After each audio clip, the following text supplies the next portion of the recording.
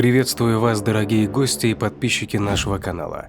Для всех любителей криминальных историй наш психологический проект «Про нас» предлагает вашему вниманию криминальные истории с участием нарциссов и психопатов, совершенные против членов своей семьи. Как вовремя распознать этих потенциальных преступников, скрывающихся под маской социально благополучных личностей?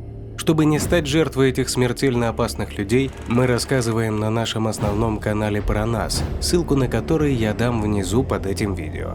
Также прошу вас не забыть подписаться на наш канал и не забыть поставить лайк авансом, так как это позволяет нам снимать чаще и более качественные видео для вас.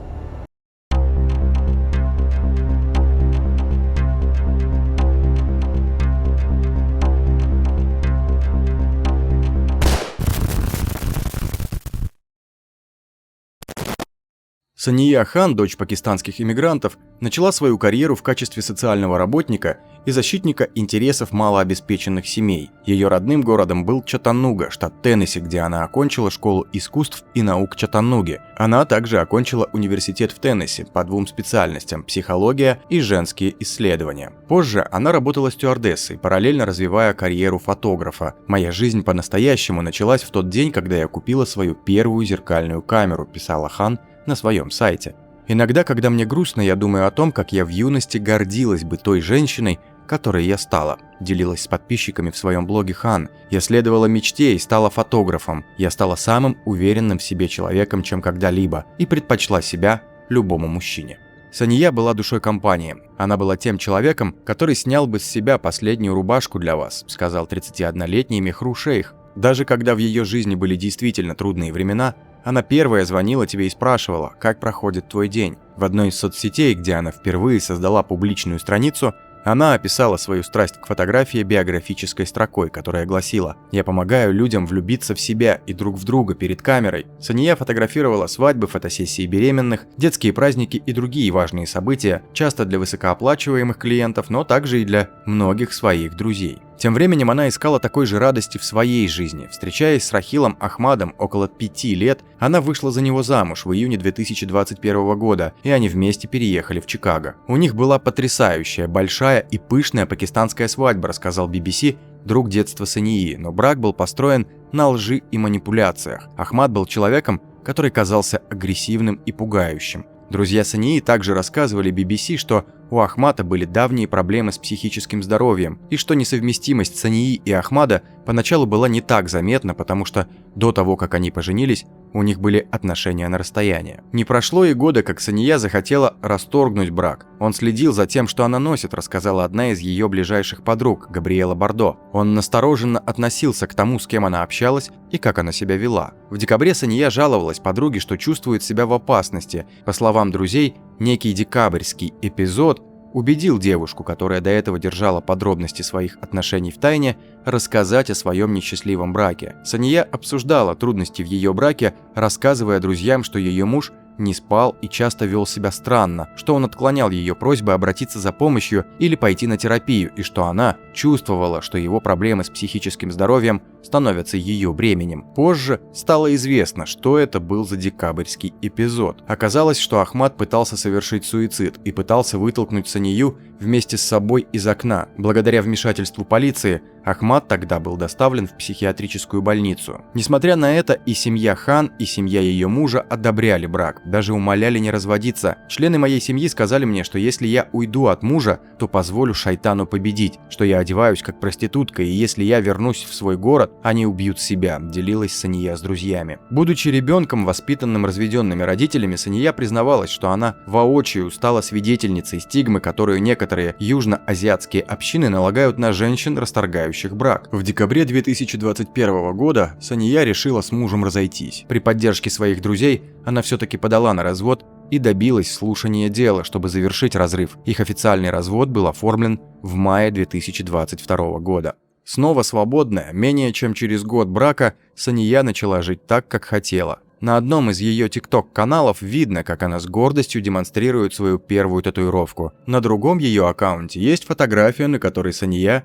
в свободной рубашке с надписью «Его жена», а уже на следующей фото девушка в узком черном топе с надписью его бывшая. Она явно чувствовала желание рассказать о своих переменах всему миру. «Я никогда не была более счастлива», – писала Сания. Сания Хан делилась в своем блоге в ТикТок о болезненном процессе развода 29-летней американки пакистанского происхождения. Она затрагивала аспекты взаимодействия со стороны своего общества и членов семьи не только по поводу ее решения выйти из брака, но и о том, что она так откровенно делилась своим опытом. Переживая развод, будучи женщиной из Южной Азии, иногда чувствуешь, что ты потерпела неудачу в жизни. То, как сообщество навешивает на вас ярлыки, отсутствие эмоциональной поддержки, которую вы не получите, и давление, заставляющее остаться с кем-то, потому что беспокойство по поводу того, что скажут люди, изолируют. Женщинам становится сложнее выйти из брака, в котором они не должны быть с самого начала. В другом посте Сания продемонстрировала татуировку с римскими цифрами 28, заявив, что это был возраст, когда она вышла замуж, подала на развод и чуть не умерла. Девушка всерьез задумалась о том, чтобы получить запретительный судебный приказ против своего бывшего мужа, и многие из ее друзей, по их словам, поддерживали в этом. У Сании были планы. Она собиралась вернуться в Чаттанугу и жить в одном доме со своей подругой Габриэлой, которая прилетела в Чикаго,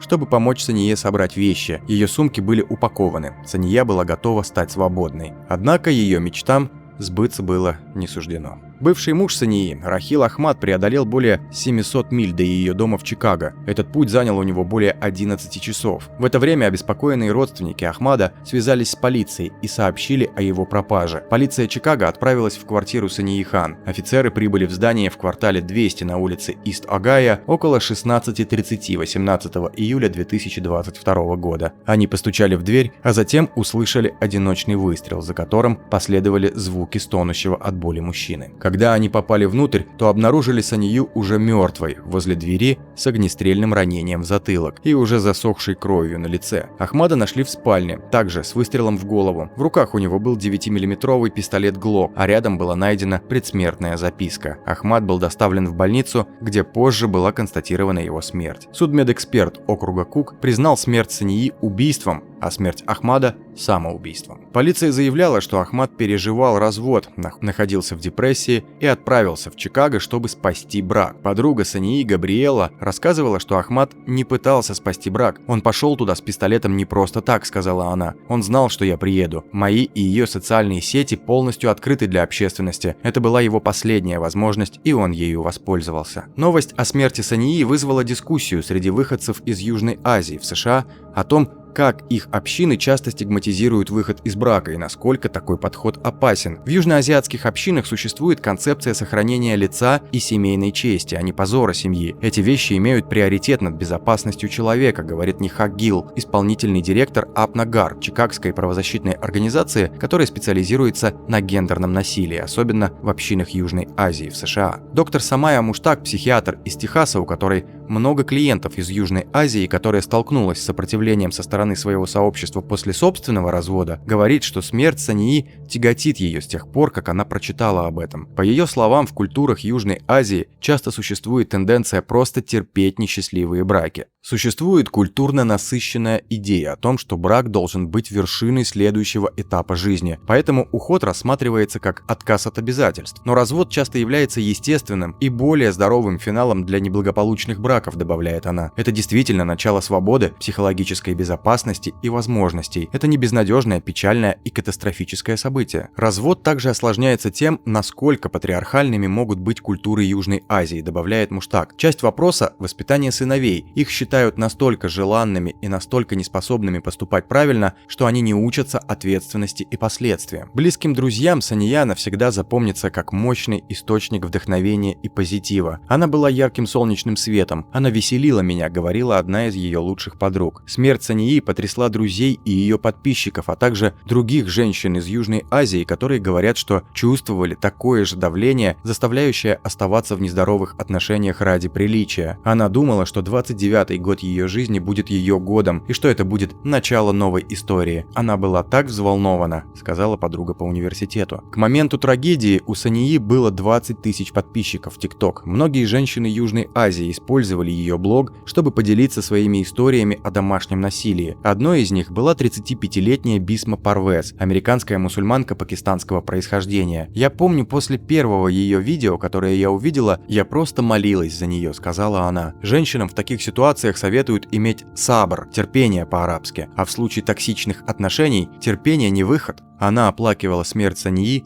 в собственном видео в ТикТок. Похороны Сании состоялись 28 июля 2022 года, расходы на которые были покрыты благодаря кампании на платформе GoFundMe, в результате которой было собрано более 36 тысяч долларов, что значительно превышало требуемую сумму. Остальные средства первоначально предназначались для пожертвования женщинам Южной Азии и проекта мирных семей, двух южноазиатских организаций по борьбе с домашним насилием. Однако из-за конфликта с членами семьи Хан платформа решила возвратить средства. В 2022 году мать Сании Хан подала иск о неправомерной смерти в адрес администрации здания, где жила ее дочь. Шазия Хан считала, что если бы служба безопасности или руководство следовали своим инструкциям, ее дочь была бы жива. «Я не собираюсь возвращать свою дочь, но мне нужно восстановить справедливость. Я не хочу, чтобы кто-то еще прошел через ту боль, которую пережила я», — объясняла женщина. В иске утверждается, что бывший муж Сании вошел в здание под ложным предлогом, что он якобы хотел посмотреть квартиру, сдаваемую в аренду. Запись с камеры видеонаблюдения показывает, как он проходит охрану,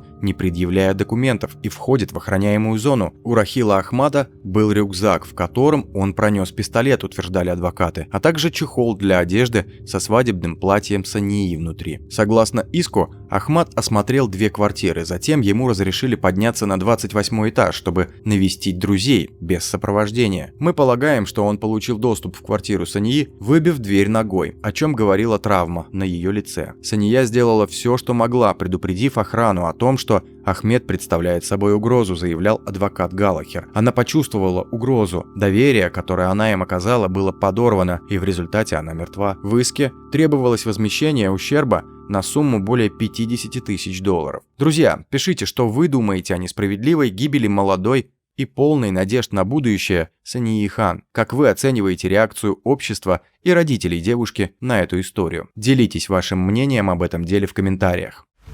Кто эти страшные люди, совершающие немыслимые преступления, и как вовремя определить, что человек, с которым вы общаетесь, нарцисс или психопат?